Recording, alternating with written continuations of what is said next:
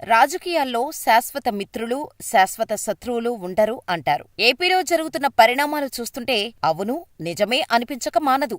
మేమిద్దరం best friends, కానీ చంద్రబాబు ఆ స్నేహాన్ని దుర్వినియోగం చేశాడంటూ కలెక్షన్ కింగ్ మంచు మోహన్ బాబు నోటికొచ్చినట్టు మాట్లాడారు గతంలో. అంతేనా, నా యూనివర్సిటీ ఫీజు రియంబర్స్మెంట్ చేయకుండా కక్ష సాధిస్తున్నాడు చంద్రబాబు అంటూ ధర్నాకు దిగారు. మోహన్ బాబు ఇష్యూ పక్కన పెడితే జూనియర్ ఎన్టీఆర్ది కూడా ఇంచుమించు ఇలాంటి స్టోరీనే. టీడీపీ అధికారం కోల్పోగానే చంద్రబాబు కుటుంబానికి దూరంగా ఉంటూ వచ్చారు. అంతేకాదు, రాజకీయంగా టీడీపీకి దగ్గరగా ఉన్న ఫ్యామిలీ మెంబర్స్ కి దూరంగా ఉంటూ వచ్చారు. కట్ చేస్తే ఇప్పుడు అటు మోహన్ బాబు, ఇటు జూనియర్ ఎన్టీఆర్ చంద్రబాబును పొగిడేస్తున్నారు. అధికారంలోకి రాగానే ప్లేట్ని తిప్పేశారు.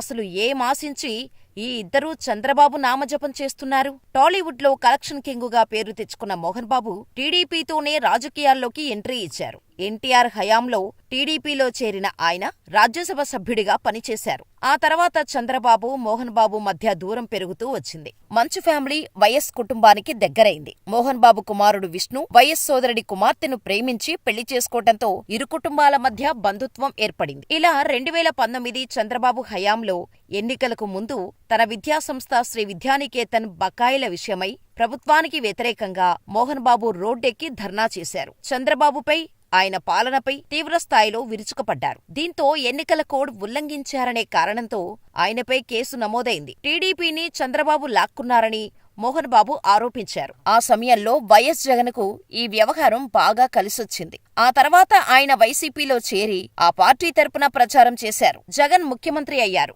ఎందుకో తెలీదు కానీ వైసీపీ అధికారంలోకి వచ్చాక మోహన్ బాబు సైలెంట్ అయ్యారు. జగన్ తన పార్టీలో చేరిన సినీ ప్రముఖులు అలీ, పోసాని, పృథ్వీ లాంటి వారికి పదవులు వచ్చాయి కానీ మోహన్ బాబు వైపు జగన్ కన్నెత్తి కూడా చూడలేదు. ఆ తర్వాత 2020 ఆరంభంలో ప్రధాని మోడీ, హోంమంత్రి అమిత్ షాలను మోహన్ బాబు కుటుంబ సమేతంగా కలిశారు. దీంతో ఆయన బీజేపీలో చేరుతారనే ప్రచారం జరిగినప్పటికీ అలాంటిదేమీ జరగలేదు. అయితే ఆ తర్వాత సన్ ఆఫ్ ఇండియా విడుదల టైంలో మోహన్ బాబు మాట్లాడుతూ చంద్రబాబు, జగన్ ఇద్దరూ తనకు బంధువులేనన్నారు. తాను రాజకీయాలకు దూరంగా ఉంటున్నట్టు ప్రకటించారు. అంతేకాదు, తనకు ప్రత్యక్ష రాజకీయాలపై ఆసక్తి లేదని, ఈ జన్మకు రాజకీయాలు వద్దని అనుకుంటున్నానని తెలిపారు. చంద్రబాబుకు ప్రచారం చేసినట్టే జగన్కు కూడా తాను ప్రచారం చేశానని చెప్పుకొచ్చారు. ఇలా కాలం గడుస్తూ వచ్చింది. 2024 ఎన్నికలకు ముందు చంద్రబాబును మోహన్ బాబు కలిశారు. తన కుమారుడు మనోజ్, భూమా, మౌనికను వివాహం గురించి సలహా తీసుకోవడం కోసం వెళ్లారని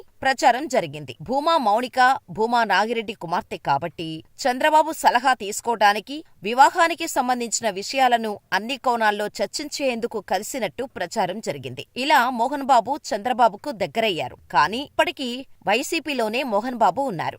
అయితే తిరుమల లడ్డూ వివాదంపై మోహన్ బాబు స్పందించి జగన్కి ఝలక్కిస్తూ చంద్రబాబుకు మద్దతు ప్రకటించటం అందరూ షాక్ అవుతున్నారు. లడ్డూ వివాదంపైన స్పందించిన మోహన్ బాబు ఈ విషయం తనకు ఎంతో బాధ కలిగించిందని, నకిలీ నెయ్యి వాడిన వారిపై కఠిన చర్యలు తీసుకోవాలని చంద్రబాబును కోరారు.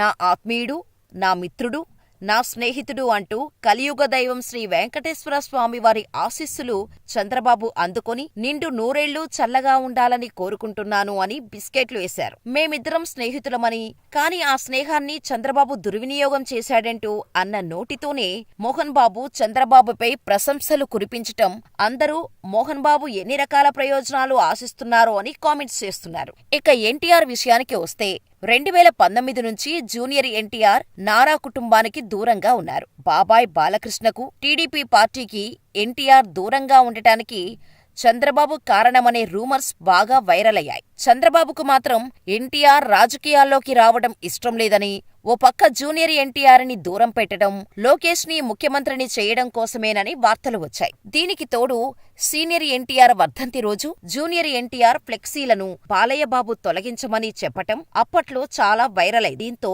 నందమూరి ఫ్యామిలీలో గొడవలు మొదలయ్యాయని అందరూ అనుకున్నారు. అంతేకాదు, వైసీపీ హయాంలో చంద్రబాబు సతీమణి భువనేశ్వరిపై వైసీపీ ఎమ్మెల్యేలు అనుచిత వ్యాఖ్యలు చేశారు. ముఖ్యంగా జూనియర్ ఎన్టీఆర్ కు అత్యంత సన్నిహితులుగా మెలిగిన కొడాలి నాని, వల్లభనేని వంశీలు ఈ కామెంట్స్ చేశారు. ఈ విషయంలో ఎన్టీఆర్ పొడిపొడిగా స్పందించాడే కాని నేరుగా ఖండించలేదు. తన మేనత్త విషయం ప్రస్తావించలేదు. మహిళలను గౌరవించాలని మాత్రమే మాట్లాడారు. అంతేకాదు ఎన్టీఆర్ హెల్త్ యూనివర్సిటీ పేరు మార్పు సమయంలో సైతం భిన్నంగా స్పందించారు. ఎన్టీఆర్ నందమూరి తారక రామారావుతో పాటు వైఎస్ రాజశేఖర రెడ్డిని లెజెండరీ పర్సన్స్ అంటూ చెప్పుకొచ్చారు ఎన్టీఆర్. అంతేకాని వైసీపీ ప్రభుత్వ చర్యలను తప్పుపట్టలేదు. చివరికి చంద్రబాబు అక్రమ అరెస్టు సమయంలో సైతం తారక్ స్పందించకపోవటంతో టీడీపీ శ్రేణులు, నందమూరి అభిమానులు జూనియర్ ఎన్టీఆర్ పై అనేక విమర్శలు చేశారు. 2024లో టీడీపీ కూటమి అధికారంలోకి రావటంతో చంద్రబాబుకు జూనియర్ ఎన్టీఆర్ శుభాకాంక్షలు మాత్రం తెలిపాడు. ప్రమాణ స్వీకారం కార్యక్రమానికి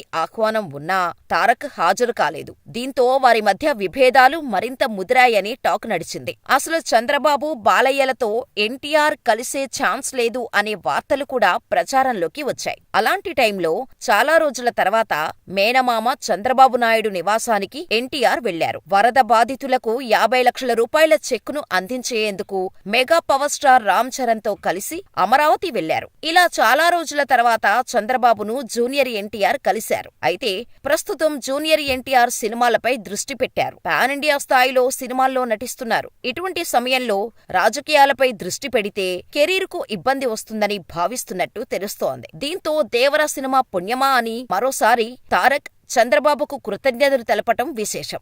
నందమూరి, నారా కుటుంబాల మధ్య అంతరాలు తగ్గుతుండటంతో టీడీపీ శ్రేణులతో పాటు నందమూరి అభిమానులు ఆనందం వ్యక్తం చేస్తున్నారు.